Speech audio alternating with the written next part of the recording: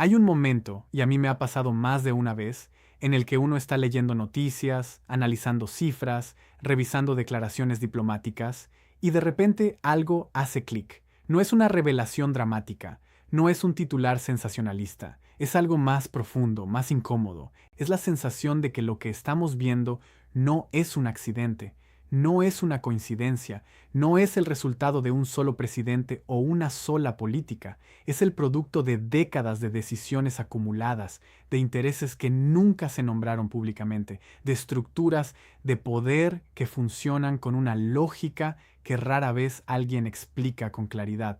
Y justo eso es lo que siento cuando miro la relación entre Estados Unidos y México en este momento. Porque lo que está pasando entre estas dos naciones no es simplemente una disputa arancelaria, no es solo un problema migratorio, y definitivamente no es solo una cuestión de carteles o de violencia en la frontera. Lo que está pasando es algo más estructural, más revelador, y con consecuencias que van a moldear no solo el futuro de México o de Estados Unidos, sino el equilibrio de poder en toda América Latina y en cierta medida la forma en que el mundo entero va a entender las relaciones entre naciones vecinas, desiguales en poder, pero profundamente interdependientes. Eso es lo que quiero explorar hoy contigo, con calma, con honestidad y con la profundidad que este tema merece. Para entender dónde estamos hoy, necesito que pensemos juntos en cómo llegamos aquí, porque si saltamos directamente al presente sin contexto histórico, terminamos creyendo que todo empezó con Trump o con Sheinbaum, y eso sería un error analítico grave. La relación entre México y Estados Unidos tiene capas de siglos, y debajo de cada capa hay una historia de poder asimétrico. Desde la guerra de 1848, que le costó a México más de la mitad de su territorio, hasta la firma del Tratado de Libre Comercio en 1994, pasando por décadas de política exterior estadounidense que veía a México no como un socio, sino como un patio trasero estratégico. Siempre ha habido una tensión estructural entre lo que se dice en los discursos diplomáticos y lo que realmente mueve las decisiones. Y esa tensión nunca desaparece. Se puede gestionar, se puede suavizar, pero no desaparece, porque está construida sobre una diferencia de poder que es real, medible y que tiene consecuencias tangibles para millones de personas. El Telecán, que después se convirtió en el TEMEC, fue presentado como un gran acuerdo de beneficio mutuo, y en cierto sentido lo fue, pero los beneficios no se distribuyeron de manera equitativa. Lo que hizo ese tratado, en términos reales, fue integrar profundamente las cadenas de producción de ambos países, crear una dependencia económica que con el tiempo se volvió bidireccional, aunque de maneras muy diferentes. México se convirtió en una plataforma de manufactura para el mercado estadounidense, con salarios bajos que generaron competitividad comercial, pero que también mantuvieron a millones de trabajadores mexicanos en condiciones de precariedad. Estados Unidos, por su parte, construyó industrias enteras que dependen de esa mano de obra y de esa logística. Para 2024, el comercio bilateral entre los dos países superaba los 800.000 millones de dólares anuales, lo que hacía de México el principal socio comercial de Estados Unidos, por encima de China y Canadá. Eso es fundamental entenderlo, porque ese dato cambia completamente la narrativa de que Estados Unidos tiene todo el poder en esta relación. La interdependencia económica le da a México una palanca que muchos analistas subestiman y que el gobierno de Sheinbaum ha comenzado a usar con más confianza de lo que esperaban en Washington. Claudia Sheinbaum llegó al poder en un momento particularmente complejo.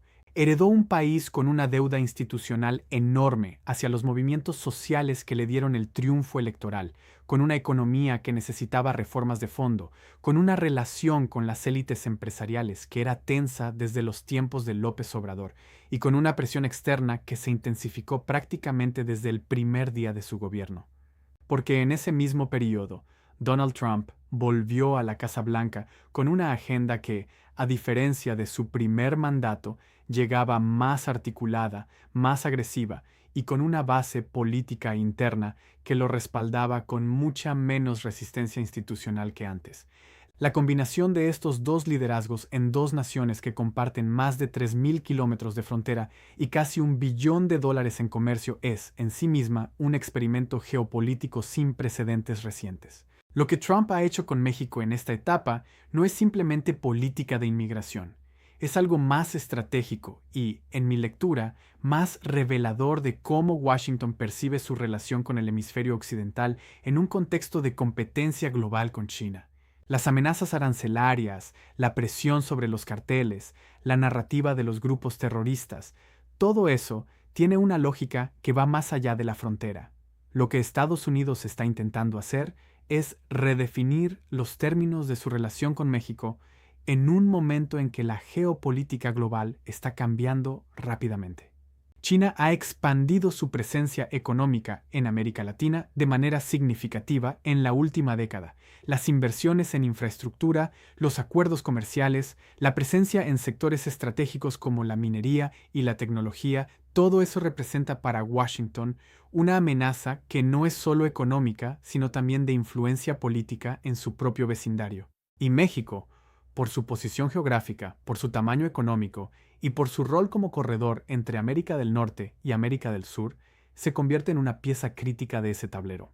Entonces, cuando Trump habla de carteles, cuando amenaza con designarlos como organizaciones terroristas, cuando presiona para que el ejército mexicano colabore de maneras más directas con agencias estadounidenses, no está hablando solo de seguridad pública. Está hablando de soberanía, de control sobre el territorio, de quién tiene autoridad real para tomar decisiones dentro de las fronteras de México. Y eso toca una fibra históricamente sensible, porque México tiene una identidad nacional profundamente marcada por sus conflictos con potencias externas que intentaron dictar sus condiciones internas.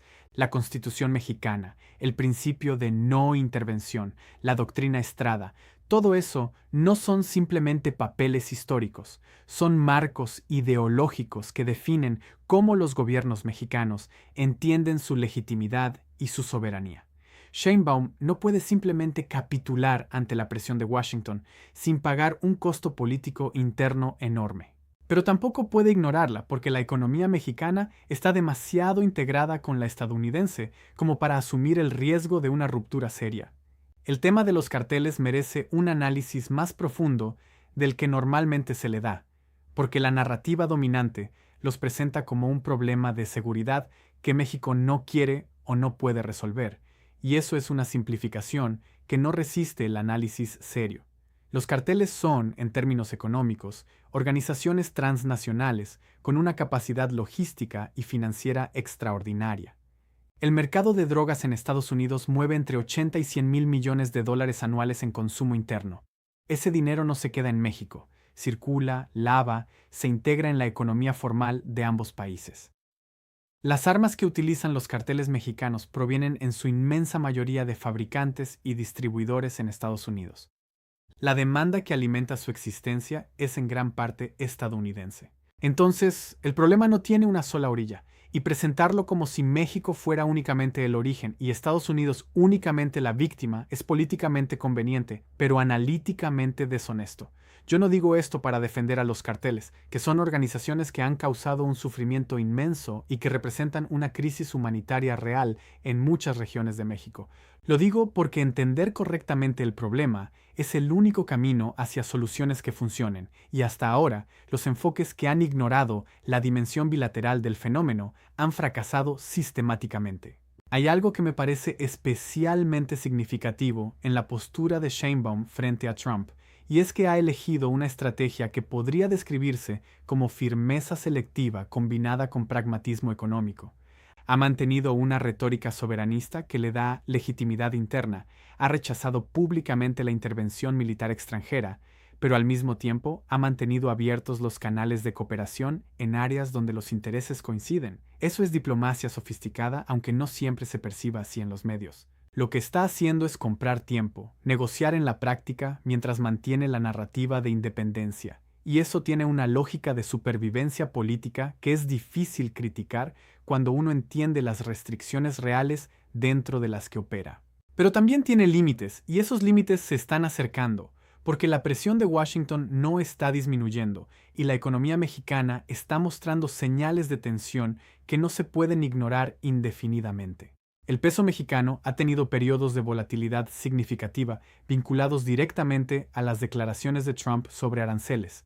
Eso revela algo importante sobre la vulnerabilidad estructural de México, que es su dependencia de la confianza de los inversores externos, muchos de los cuales están esperando señales sobre cómo va a evolucionar la relación bilateral antes de comprometer capital a largo plazo.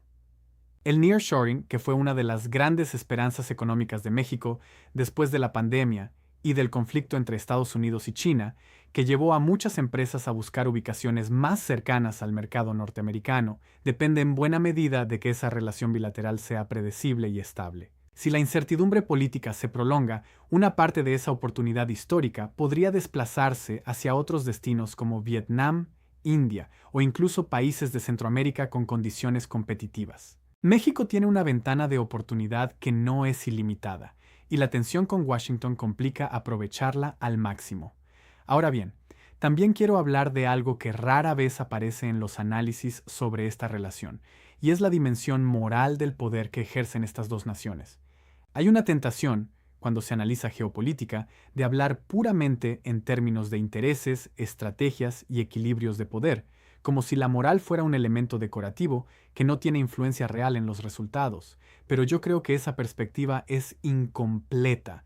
Las sociedades tienen memoria, y esa memoria moldea el capital político de los gobiernos.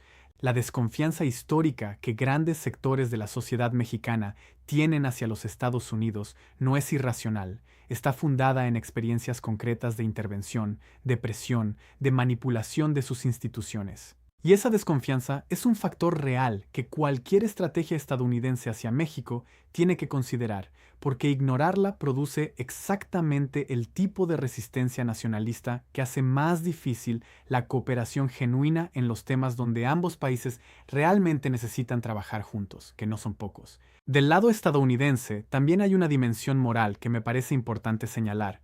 La política de drogas de Estados Unidos ha fracasado durante décadas. Ha encarcelado a millones de sus propios ciudadanos, ha destruido comunidades y ha financiado indirectamente la violencia en México y en otros países de América Latina. La combinación de demanda interna masiva, prohibición legal y tráfico transfronterizo es una ecuación que genera violencia de manera casi mecánica, y cambiar esa ecuación requiere honestidad política sobre las causas reales del problema, no solo presionar a México para que resuelva lo que en buena medida es una consecuencia de decisiones tomadas en Washington.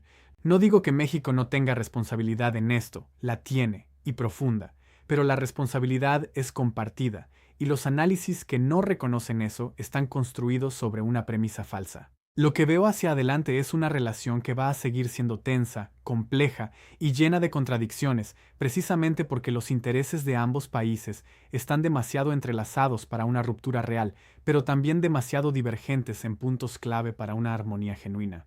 Lo que sí creo es que México está en un momento en que las decisiones que tome en los próximos años van a determinar si aprovecha su posición geográfica, su tamaño demográfico y su integración económica para construir un proyecto de desarrollo sostenible, o si termina atrapado en una dependencia estructural que le deja poco margen de maniobra. Y Estados Unidos está en un momento en que necesita decidir si quiere un socio en México, con todo lo que eso implica en términos de respeto a la soberanía y de responsabilidad compartida frente a los problemas bilaterales, o si prefiere seguir ejerciendo presión unilateral que produce reacciones nacionalistas y hace más difícil la cooperación real. La historia nos dice que las relaciones entre naciones con poder asimétrico no se resuelven simplemente porque una de las partes tiene más fuerza. Se resuelven cuando ambas partes encuentran un marco de entendimiento que les permite gestionar sus diferencias sin destruir los beneficios de su interdependencia. Ese marco todavía no existe entre México y Estados Unidos de manera robusta, y construirlo requiere un nivel de honestidad política que actualmente no veo en ninguna de las dos partes con suficiente claridad. Pero también sé que las presiones de la realidad son poderosas y que los dos países van a necesitar encontrar maneras de trabajar juntos en la medida en que los problemas que comparten, desde el cambio climático hasta la migración estructural, desde la economía del crimen organizado hasta la transición energética, no van a esperar a que los políticos resuelvan sus diferencias retóricas. La pregunta real no es si van a cooperar, sino en qué términos y con qué distribución de costos y beneficios. Y esa pregunta, al final, la responden no solo los presidentes, sino los cientos de millones de personas que viven, trabajan y sueñan a ambos lados de esa frontera que, más que una línea en el mapa, es el punto donde dos mundos se rozan y se transforman mutuamente todos los días.